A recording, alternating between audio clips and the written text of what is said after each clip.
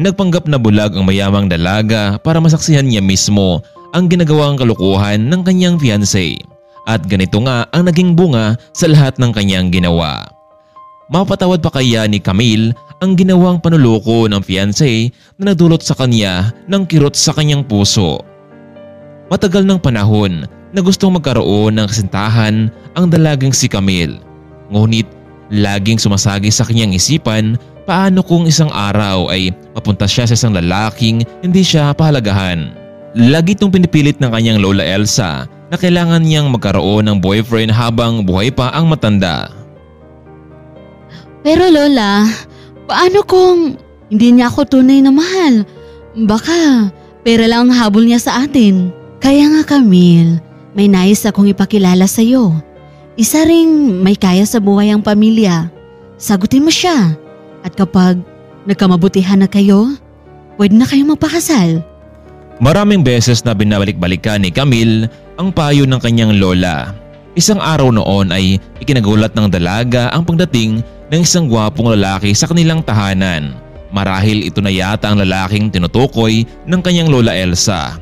Agad namang binuksan ng katulong ang naturang gate para patuloyin ang naturang lalaki na may hawak na mga bulaklak.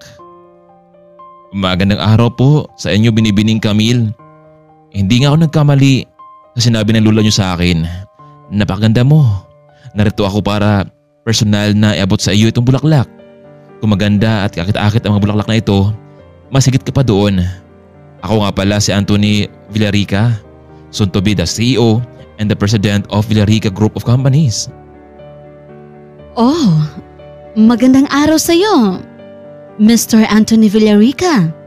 Natutuwa ako at binigyan mo ng oras at panahon ang pagbisita dito sa aming tahanan. Miss Camille, siyempre, isa ang lola mo kung bakit naging successful ang kumpanyang minamanage ko ngayon. Kaya malaki ang utang na loob ko sa lola mo at higit sa lahat, ikaw. Gusto kitang makilala ng lubos. Sana hindi lang ito ang huling beses na magkita tayo. Gusto kong sa sunod na pagkakataon ay mag-dinner tayo ng dalawa sa labas. Sige, Mr. Villarica. Kung hindi naman masama, bakit hindi? Kung ganun, Miss Camille, babalik ako dito bukas at sunduin kita. Hihingan na ako ng permiso sa lola mo. Paano? Hindi na ako magtatagal. Pupunta na ako sa office dahil may-meeting pa ako doon sa bagong investors. Inabot ng lalaki ang hawak nito mga bulaklak sabay halik sa pisngi ng dalaga at agad na rin itong umalis. Naku, Senyorita Camille, ang gwapo naman ni Mr. Villarica. Sa tingin ko, bagay kayong dalawa. At sigurado akong hindi nagkamali sa pagpili ang lola mo. Ewan ko ba, Manang Violi, hindi pa ako kumbisido sa kanya eh. Siguro dahil ngayon lang kami nagkita sa unang pagkakataon. Kailangan ko muna siyang kilatisin ng mabuti. Nako, senyorita, hindi ka naman siguro ipapahamak ng lola mo. Gusto ng lola mo na maging masaya ka at maganda ang kinabukasan mo. Alam ko naman yun, Yaya Violi. Pero paano kung dumating ang panahon na mali pala ang naging desisyon ko? Senyorita naman, hindi nyo naman malalaman kung hindi nyo subukan, di ba? Meron pa kayong sapat na panahon para makilala siya ng maigi. Pero kung hindi talaga siya ang tinitibok ng puso mo, marahil may tamang panahon para makilala mo ang dawan mo. Salamat talaga, Yaya Violi, sa payo mo. Hayaan mo, malay natin. Si Anthony na pala ang nakatadhana sa akin. Sige na, Yaya. Pakisabi na lang kay Lola kapag dumating na siya na pumunta lang ako sa kaibigan kong si Marjorie. Napayuko na lamang itong si Manang Violi bilang pagsang-ayon sa ibinilin ng dalaga. Lumabas na itong si Camille gamit ang sasakyang iniregalo noon ng kanyang lola sa kanyang 18th birthday. Gusto niyang kausapin ng kaibigan kung ano ang kanyang mamungkahi nito sa kanya. Camille, nakakagulat ka naman. Alam ko na kung bakit ka na pa rito. Siguro kinukulit ka na naman ng Lola Elsa mo, no? Hindi naman, Marjorie. Ang totoo, meron ang gustong makipag-date sa akin bukas. Si Mr. Anthony Villarica. What? Yung CEO ng Villarica Group of Company? Oo, siya nga. Wait, teka lang. Bakit mo siya kilala, Marjorie? Bakit hindi? Alam mo bang palaging nasa news ang kanilang company? Kaya sikat sila pagdating sa larangan ng negosyo. Well, kung siya ang lalaking manliligaw mo, huwag mo nang patagalin pa, friend. Maswerte ka sa kanya, Camille. Ewan ko ba, Marjorie, pero sige na nga, susubukan ko.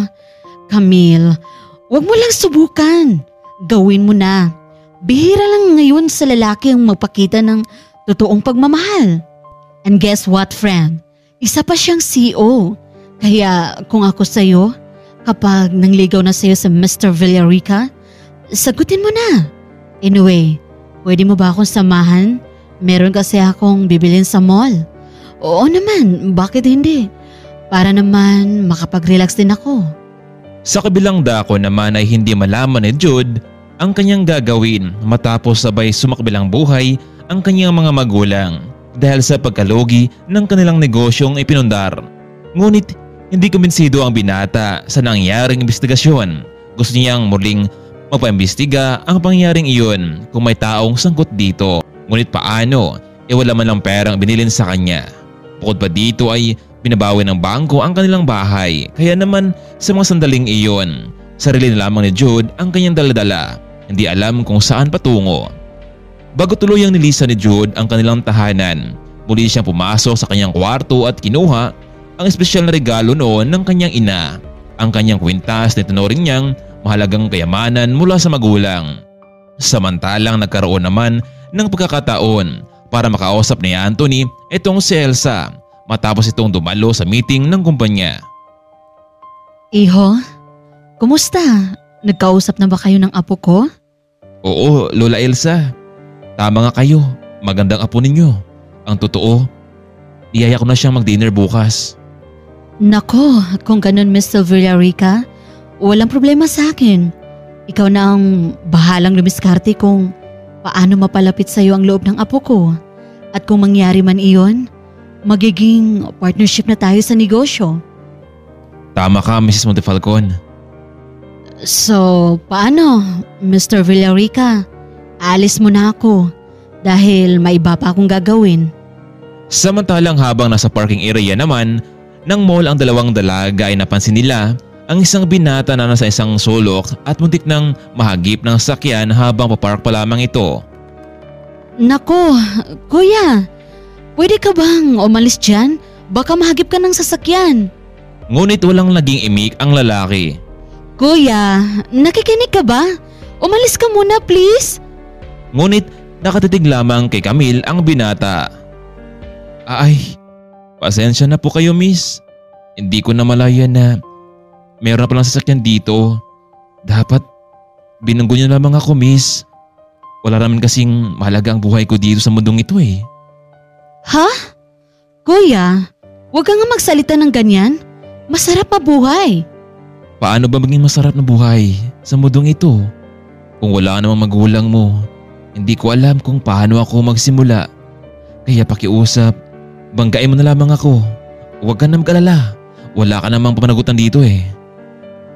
Maya-maya pa lumapit sa harapan ng sasakyan itong si Marjorie. Camille, hindi ka ba tapos mag-park? Tapos na ako. Marjorie, meron kasing lalaking nakaupo sa dulo at muntik kong mabangga. Ano? Teka lang, paalisin ko lang ang lalaking iyon. Walang hiya ka? Mangdamay ka pa ng ibang tao? Hoy kuya, gusto mo bang maging durog dyan? Umalis ka nga dyan. Kung ayaw mong umalis, tatawag ako ng gwardya para paalisin ka. Bigla na lamang tumayo ang lalaki at dahan-dahang naglakad palayo habang inayos naman ni Camille ang kanyang sasakyan sa pagparking. Lalambot kaya ang damdamin ng dalaga? Ito kaya ang tutulong sa kanya para malaman ang katotohanan sa nangyari sa kanyang mga magulang?